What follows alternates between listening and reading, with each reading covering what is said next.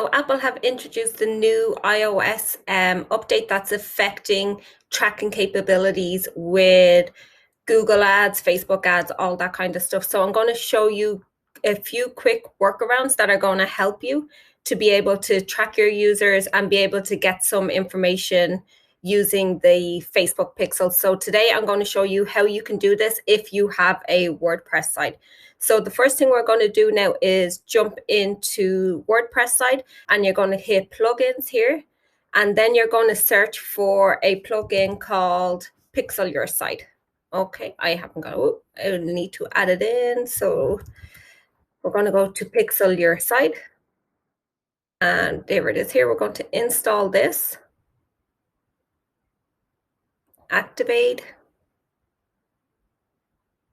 Okay, and then you're going to come over here. You'll see it in your dashboard. So here is the first part. So it's going to ask us for our Pixel ID. So you're going to come over to your business.facebook.com. You're going to go into the events manager here. And over on the right hand side, you're going to see your Pixel ID. Just make sure you have the right pixel selected. You're going to copy it. So just clicking on it will copy. And then you're going to paste it in here. So this is the part, the CAPI or the conversions API. So you're going to click on send events directly from your web server. So now we need the API token. So you're coming back over here into Events Manager. First thing you want to do is this section here, Advanced Matching. You want to make sure that this is toggled on. So you want to be able to toggle on all the options here. It may already be on, but just double check that. And then we're going to go and grab our API. So here we are, Conversions API, and we want to generate the access token.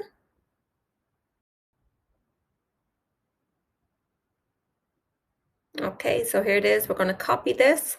We're going to come back over to Pixel Your Site. We're going to paste it in there. And the next part we need the test event code. So up here, test events, you go click on the test code here on the right hand side and then paste it in. So now we want to go down, we're going to hit save settings. Okay, and then we're going to come back over here and enter in our website.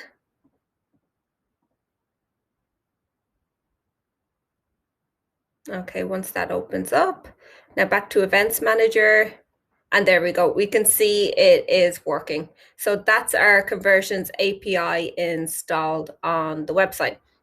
So the next part we're going to do is we need to verify our domain. So we go have a look at that now. So back over into Business Manager. So you're going to come up here and you're going to go to Business Settings. And then we're going to scroll down to Brand Safety. And we're going to hit Domains.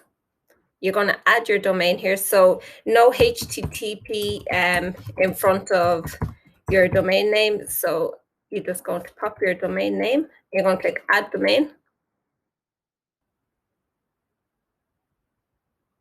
Might be a slight reaction. So just refresh the page if that does happen to you.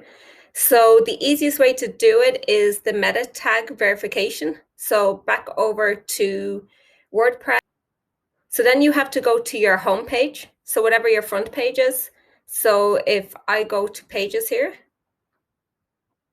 so I need to find my front page. So here it is here, and you're going to click on edit. And you're going to scroll down to the bottom and you should, okay, keep going.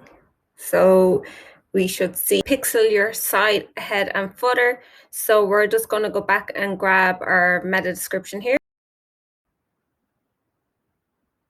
Okay, so we're just going to pop the meta code in here. Then we're going to scroll all the way back up to the top of the page and you're just going to click update. So once that is done, we're going to pop back over to Facebook Business Manager. Okay, and then we hit verify.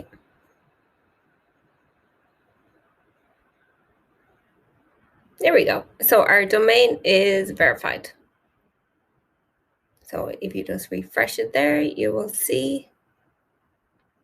There we go. So it is all connected up. So that is everything that you need to do. So you have turned your advanced data matching on, you have done your CAPI installation, and we know that's working, and then you've got your domain verified. So that's the key steps to be able to make sure that your account is kept up to date and be able to make the most out of a bad situation for the moment. So if you have any questions, just drop a comment below and I will get back to you.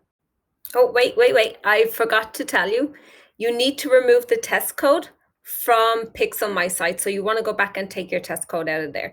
And the second thing is that you will need to make sure if you have your Pixel recording somewhere else or through a third party, you will want to make sure that that tracking is removed so you're not duplicating and double counting. So just make sure you have those things done and you're good to go.